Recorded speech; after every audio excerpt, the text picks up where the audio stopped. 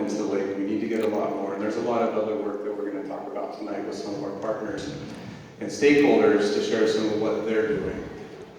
This isn't a solution that's going to be taken care of by any one entity or agency or nonprofit organization. It's truly going to take a coalition of people fighting for the same end goal. And what we're going to share tonight is the stories of some of the folks that are doing exactly that, working in all of our own lanes on our own projects, but with the same goal in mind, and that's to restore that beautiful lake out there that we all love so much. So tonight we'll be hearing from the District Attorney, Sean Rowe. He'll be sharing a little bit about the public trust case in a few minutes. We've got Mr. John McMasters with the Walker River Paiute Tribe that's going to talk a little bit on behalf of the tribe. We've also got Chris Urquhart with the Department of Wildlife. He's going to talk about some of the LCT work he's doing to make sure we have the right genetics to reintroduce into the lake when it's time. And then I'll wrap up the evening sharing a little bit more work about what the Conservancy does, the intricacies, some of the complexities of what we do on a day-to-day basis. And so without further ado, I'd like to invite Mr. Sean Rowe up to the stage.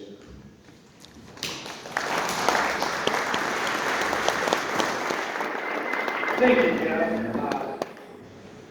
This is a great time to be a supporter of Walker Lake. It's amazing to see for the first time in probably decades water flowing to the lake all year round. This is the first time where we've seen some of the fruits of the labor of many, many decades coming to bear. And I wanted to thank the Basin Conservancy and everybody who's gone into to help make this happen. This is an important moment in the history of the lake, and like Jeff said, there's still plenty of work to be done, but we're starting to finally see some of those labors be brought to bear, and it's awesome. It's awesome to see water back in that lake that all of us recreate in, that we look at every day, that it plays a meaningful role in all of our lives.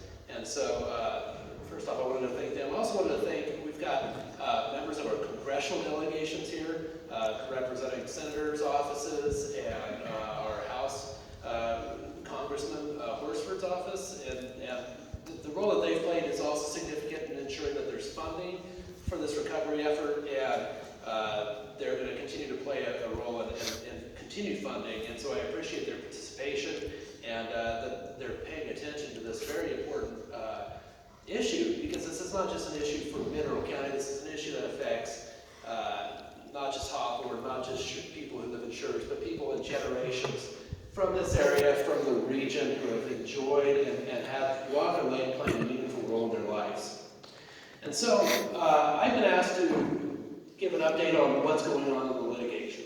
Everybody knows that there's these lawsuits that have been going on, and we've been fighting for a long time, longer than anybody really wants to admit.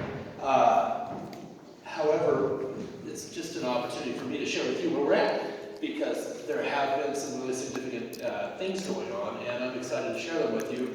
I actually took a slideshow that I did in 2013, the last time I participated in a public update, and was able to kind of reflect on where we've gone since 2013.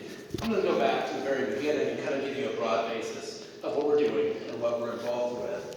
But I'm also going to be around afterwards if anybody has any questions and they want to get a little more information and a little bit of a deeper dive in this. But I also didn't want to kind of make this too dry.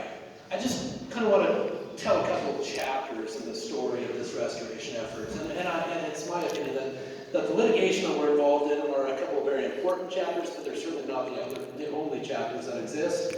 And so there's, just let me tell you that story, and if you want to talk to me afterwards, then great.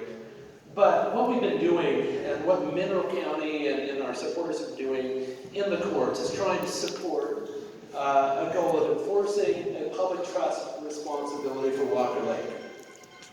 And in the history of this, we've done that primarily in two ways. There's two different primary lawsuits that Mineral County has been involved over the years, and we'll go into a background of what those are. Kind of the short end of it is that We were just back, Mineral County, the Walker Lake Working Group were just back at the Supreme Court on Tuesday for what I would say was a historic moment in arguing the state's obligation under the public trust to take active efforts and restore